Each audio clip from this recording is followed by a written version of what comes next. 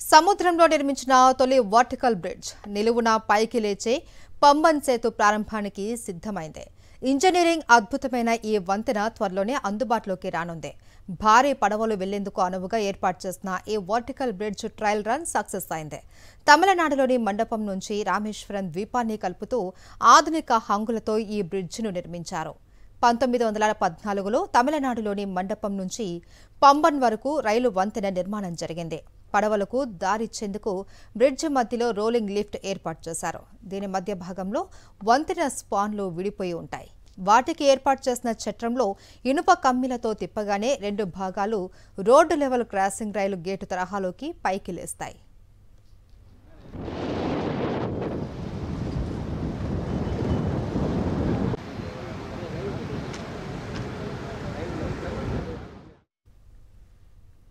నూట 11 ఏళ్ల క్రితం నిర్మించిన ఈ వంతెన కాలం తీరిపోవడంతో దాని పక్కనే కొత్త వంతెన నిర్మించారు.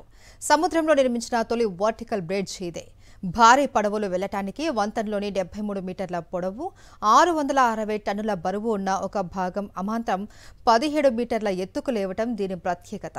ఆ తర్వాత మళ్లీ మూసి విడిపోయిన రైలు పట్టాలు కలిసిపోయేలా చేస్తారు.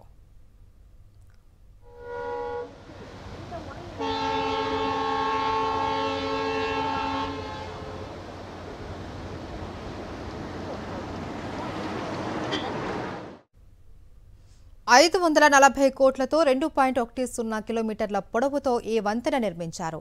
స్పెయిన్ టెక్నాలజీతో నిర్మించిన ఈ వంతెనపై గంటకు 74 కిలోమీటర్ల వేగంతో రైళ్లు వెళ్లేందుకు అనుమతించారు.